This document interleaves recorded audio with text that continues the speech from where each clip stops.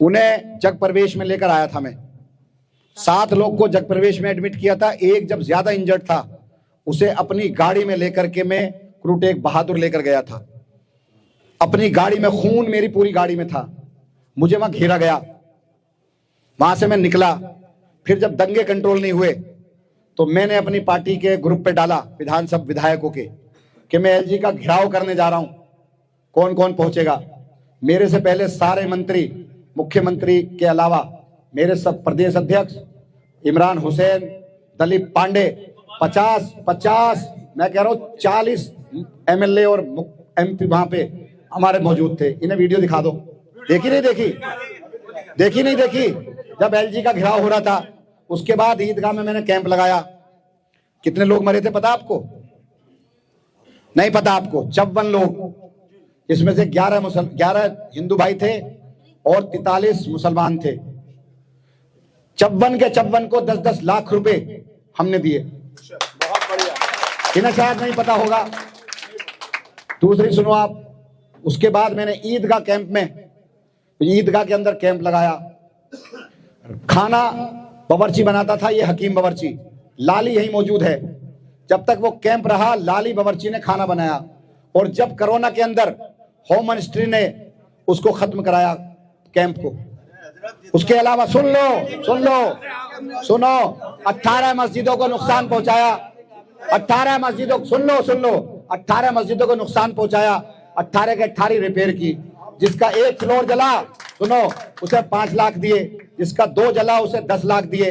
जिसका 3 जला उसे 15 लाख दिए। जिसका 4 फ्लोर जला उसको 20 लाख दिए। कांग्रेस के दौर में 48,000 फसाद हुए। 48,000 एक में मुआवजा दिया हो तो बताओ। ये भाई साहब बात कर रहे हैं, सुनो मेरी, सुनो आप, सुनो। ईदगाह याद है आपको? मुरादाबाद की ईदगाह के अंदर 150 मुसलमानों को वीरभद्र सिंह मुख्यमंत्री था कांग्रेस का, पीएसी ने कत्ल किया था। बताओ किस दिन माफी मांगी उन्होंने? बताओ किसको मुआवजा दिया उन्होंने? हाशिमपुरा मल्याना आपके सामने, अभी मैं जेल में था, 14 नंबर जेल में। हाशिमपुरे के मुसलमानों के कातिल पीएसी के लोग, दिल्ली हाई कोर्ट ने उनको सजा सुनाई उम्र कैद की। मेरे सामने मौजूद थे। मैंने कहा तुम्हारे साथ अच्छा हुआ। भाई साहब आप बता दो, अभी इनकी हिमाचल प्रदेश में सरकार है, 3 मस्जिदें शहीद करा दी। अभी अटाली में 10 साल पहले क्या किया था इन्होंने? 10 साल पहले 11 मुसलमानों का, जब ये राजस्थान में है, 11 मुसलमानों का राजस्थान पुलिस ने कत्ल किया। 11 मुसलमानों का मस्जिद अटाली के अंदर भरतपुर में। बताओ किस दिन माफी मांगी? बटला हाउस एनकाउंटर आपके सामने हुआ, किसने कराया था? कौन खड़ा था? किस दिन माफी मांग ली? हमें आप कह रहे हो? हमें बताओ हमने कब भेदभाव किया? क्या आपको बिजली मुफ्त नहीं दी? ये इन्होंने कमियां बता दी, अच्छाई नहीं बताई। 10 गुना आबादी आपकी बढ़ गई। 24 घंटे लाइट हम देते हैं, आप लाइट के लिए तरसते थे। 20-20 घंटे लाइट नहीं आती थी। जेल आज मेरे पे 43 मुकदमे। शाहीन बाग जब टूट रहा था कौन सामने आया था? जब दिल्ली दंगे हुए कौन सामने आया था? आप बताओ। जब वहां पे झारखंड में जब वो सबरेज अंसारी, जब उसका कत्ल हुआ कौन गया था वहां पे? मेवात के अंदर आसिफ का जब कत्ल हुआ कौन गया था? 5-5 लाख रुपए मैंने नहीं दिए। ये जब जामिया दंगे हुए सीएनआरसी के नाम पे, जब लाठीचार्ज हुआ तो एक लड़का मिनहाज था जिसकी आंख फूट गई थी, उसे मैंने नौकरी भी दी, उसे मैंने 5 लाख रुपए भी दिए। नजीब भाई साहब, नजीब सब ने उसका इस्तेमाल किया। मैंने उसके भाई उसकी माँ को 5 लाख रुपए दिए। भाई को सरकारी नौकरी दी दिल्ली वक्फ बोर्ड के अंदर, परमानेंट नौकरी दी। वो इंजीनियर था। वो कारी उवैस जो मुजफ्फरनगर का रहने वाला था, जिसका कत्ल कर दिया गया था रेलवे स्टेशन के अंदर, जो दिल्ली रेलवे स्टेशन पे, उसकी एफआईआर दर्ज नहीं हो रही थी। पूरी रात बैठा, उसकी एफआईआर दर्ज करी। कैराना का एमएलए भी मेरे साथ था, नाहिद हसन, और मैं बैठा पूरी रात, एफआईआर दर्ज कराई बैठ करके। फिर उसके घर गया, 5 लाख रुपए दिए, आवाज उठाई। आप ये बताओ शाहीन बाग, ये मैं आज एमएलए खड़ा हूं। आप सुनो कौन हूं मैं? मेरे को इन्होंने बीसी बना रखा, बेड करेक्टर। जब कंचन कुंज में मकान टूट रहे थे ना, तो मैं पहुंचा था, बाकी सारे शेर बकरी कहां थे? जब मैं गया, मुझ पे लाठीचार्ज की, मुझे गिरफ्तार कर लिया, जेल भेज दिया। उस दिन से लेकर के आज तक मैं परेशान हूं। 2-2.5 साल से परेशान हूं। 2.5 साल में जब 2 साल कोरोना रहा, दिल्ली दंगे रहे, उसके बाद मैं चाहता था अपने इलाके का काम करूं। आपके लिए पानी की मैंने पीछे से लाइन डाली, चला नहीं पाया कि जब मैं ओखला बिहार को पीछे से मीठा पानी देता था, 6 इंच की लाइन डाली मैंने। यहां पर एसपीएस बनाया मैंने। आपकी एक एक सड़क टूटी हुई थी, सारी बना दी मैंने। ये जिसकी बात कर रहे हैं, इन्होंने कहा वो टूट गया। अरे पाइप तो सड़क के नीचे है ना, ट्रक चलाने के लिए थोड़ी है। आपने इधर तो पार्किंग कर दी, ट्रक चल रहा है मलबे का, ट्रक उसका ईटों का अगर ट्रक आएगा तो क्या पाइप नहीं टूटेगा? जीटी नहीं टूटेगी? मैंने तो बहुत चौड़ी सड़क बनाई, दिल्ली जल बोर्ड से जगह लेके चौड़ी सड़क बनाई। आप वहां पार्किंग करनी शुरू कर दी। भाई साहब कह रहे हमसे क्या वो पाइप टूट गया? इतनी शानदार सड़क बनाई, इन लोगों के लिए बनाई, अब वहां ट्रक चलाओगे पाइप पर, तो पाइप तो टूटेगा, जीटी तो टूटेगी, मेन होल तो टूटेंगे। आप ये बताओ कि इलाका कैसा था? आप जामिया का रोड देख लो, शाहीन बाग का रोड देख लो, 24 घंटे लाइट मिल रही है, 24 घंटे। यहां तो ईट और रोड़ी और बदरपुर मारुति कार से आते थे। आतंकवाद के नाम पर पूरा इलाका डरता था। आज पूरे हिंदुस्तान का मुसलमान यहां आने में फक्र महसूस करता है। मैं ही तो एमएलए हूं या मैं ही तो सरकार है? 43 मुकदमे मैंने अपना बेटा बर्बाद कर लिया। आज मेरा बेटा कॉलेज में पढ़ता था नोएडा के अंदर, एफआईआर दर्ज की, उसमें फर्जी मुकदमा दर्ज किया और उसको कॉलेज से निकाल दिया। मेरी बेटी को स्कूल छुड़ाना पड़ गया मुझे।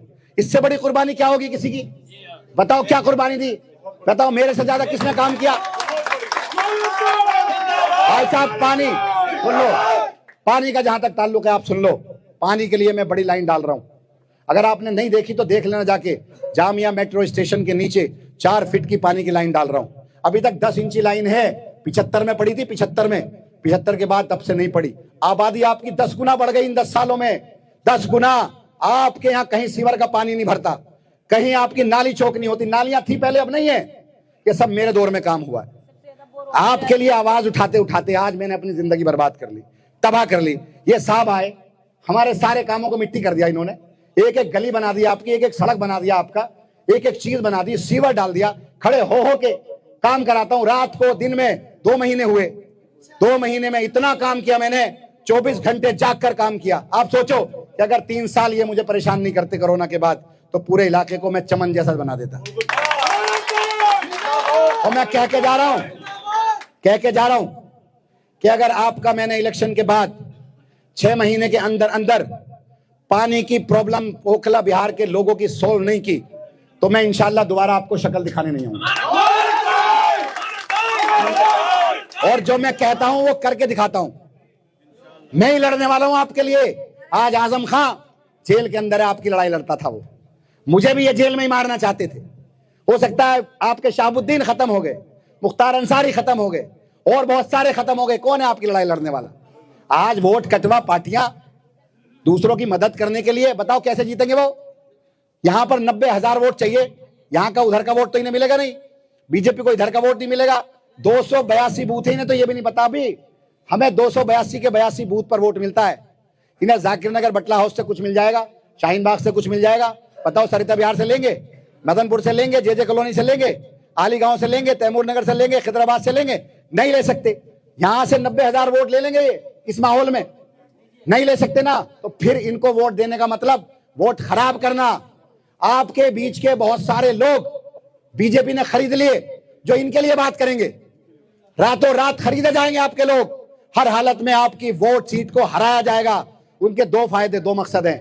एक तो अमानतुल्लाह जो मुसलमानों की आवाज है, इसको खत्म करो, और एक इस सीट को जो शाहीन बाग, बटला हाउस, जाकिर नगर, जोगाबाई है, वहां भेज दो।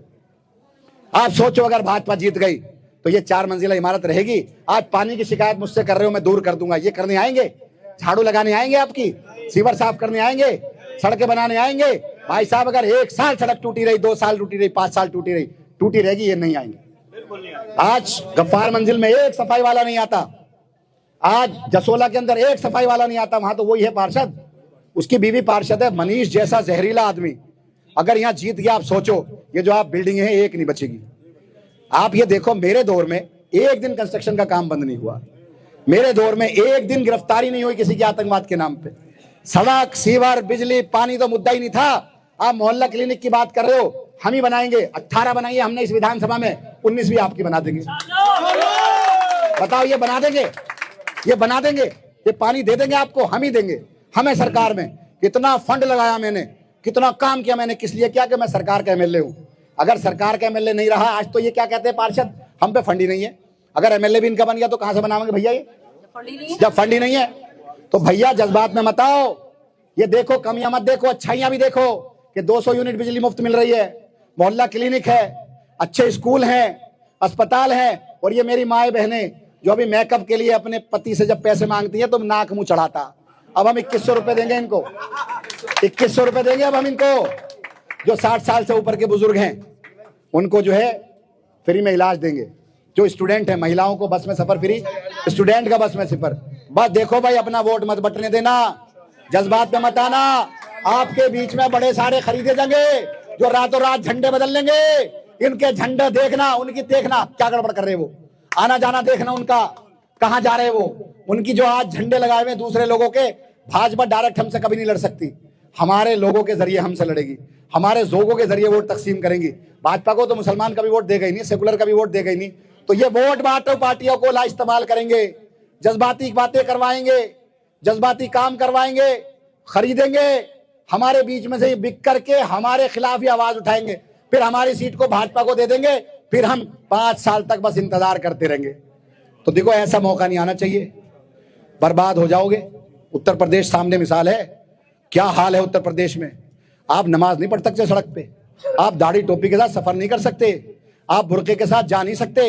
ये तो चाहते भी यही हैं, जो आज आपकी आवाज उठाने वाला उसको बर्बाद करना चाहते हैं, ओखला को बर्दाश्त करना चाहते हैं। आए थे ना शाहीन बाग पूरी तरह से तोड़ने, खड़ा हो गया था ना मैं, जब जफरुल इस्लाम साहब के यहाँ घर पे आए थे एनआईए वाले, खड़ा हो गया था ना मैं। कहाँ थे ये जब जमात इस्लामी में आए थे, कहाँ थे ये जब कलीम सिद्दीकी साहब के घर ही आए थे, मैं पहुंच गया था, ये कहाँ थे जब गौतम साहब के यहाँ आए थे, ये कहाँ थे। अरे खालिस नलक एमएलए नाली सड़क सीवर के लिए थोड़ना होता है, आपकी आवाज उठाने के लिए, आपके तहफ्फुज के लिए होता है। मैंने तहफ्फुज किया आपका, मैंने तहफ्फुज किया आपका, अपने आप को बर्बाद कर लिया, जेल में डाल दिया अपने आप को। 43 मुकदमे, एक एक दिन में 4-4, 5-5 तारीख होती है, लेकिन चेहरे पे कभी शिकन नहीं आई। ये सोचता हूं कि आप लोग मेरे लिए मस्जिदों में दुआ करते हो, घरों में दुआ करते हो, तहज्जुद पढ़ पढ़ के दुआ करते हो, सारे गम और सारे दुख भूल जाता हूं। आज ये बात करने लायक है। मैंने अपने आप को बर्बाद कर दिया। बताओ किसकी कितनी कुर्बानी है मेरी बराबर? बताओ ये असदुद्दीन ओवैसी की क्या कुर्बानी है? कहां गया था दिल्ली रंगों में ये? बताओ कहां है ये? आपकी सीट को भाजपा को पहुंचाने वाला आपका हमदर्द होगा, आपके नेता को जिसको पूरा हिंदुस्तान जानता हो उसे हराने के लिए आ गया, ये आपका हमदर्द है? ये हमदर्द है? अरे ये हमदर्द नहीं है। पूरा दिन हो गया इसे आधिया, पूरा दिन आपकी वोट को जज्बात के साथ बांटना चाहता है।